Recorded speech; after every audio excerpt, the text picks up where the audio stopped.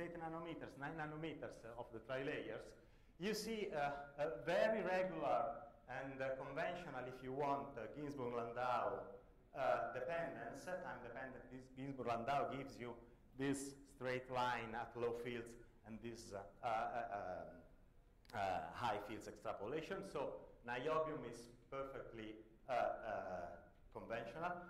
From the point of view of quasi-particles of the flux resistivity, if you want, also the 1 nanometer sample is perfectly conventional. And I'd like to emphasize that the scales in all the figures are exactly the same. This is the reduced field. This is the reduced flux resistivity normalized to the normal state. So you have correctly a scaling with the upper critical field. Thing that you don't have in the famous 2 nanometer sample.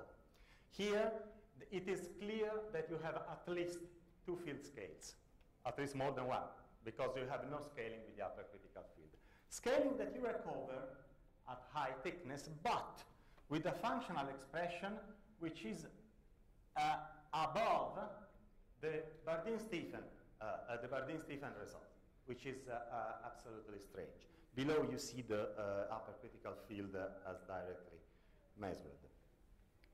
If you want to summarize the flux flow resistivity as a function of the thickness of the ferromagnetic layer, you put everything at the same reduced temperature, put everything at the same reduced field, take just this point, and you see that as a function, the normalized flux flow resistivity as a function of the ferromagnetic thickness goes from conventional time-dependent Ginzburg-Landau prediction, cross the Bardeen-Stephan and goes above, which is strange.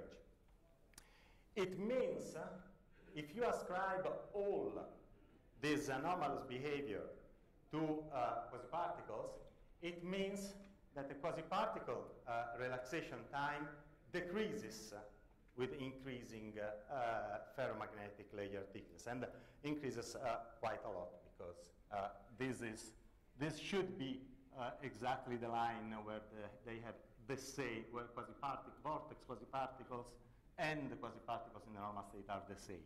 So it's something like a factor of 1.5 above. This is qualitatively consistent, but not quantitatively, but qualitatively consistent with measurement of the critical velocity on bilayers.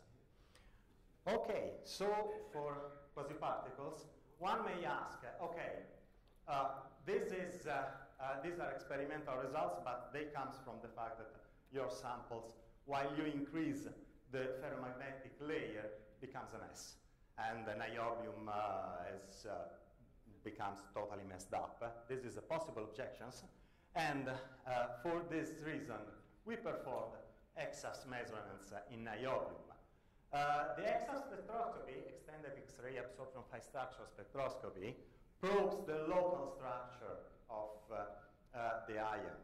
And we measured, the idea is that you emit an electron from a core level, it undergoes multiple reflections from the surrounding scattering atoms, and from the signal you obtain, you get the structure factor where you have the coordination number of the shell and the interatomic distance, as well as the disorder, that is the Debye-Waller factor. So you can measure this. This is a quite standard spectroscopic people measurement. We make measurements at the ESRF in Grenoble at the niobium K edge. So we measured the local order of niobium. We want to see our superconductors, if it is messed up or not. The answer is qualitatively clear. Niobium is this one. If you reduce this amplitude, you have a slightly increased disorder. So in fact, when you put something inside, a little bit, niobium is more disordered. But it is basically the same when you increase the thickness of the ferromagnetic layer. So the message is that the disorder cannot drive the evolution, the disorder in niobium, cannot drive the evolution toward some unconventional superconductor, because it remains basically the same. And of course, it's quite comforting that the crystal parameters are on the first and second shell are exactly what you expect from the PCC structure. Okay, so I come to my summary, which is graphically reported here, and thank you very much for your attention.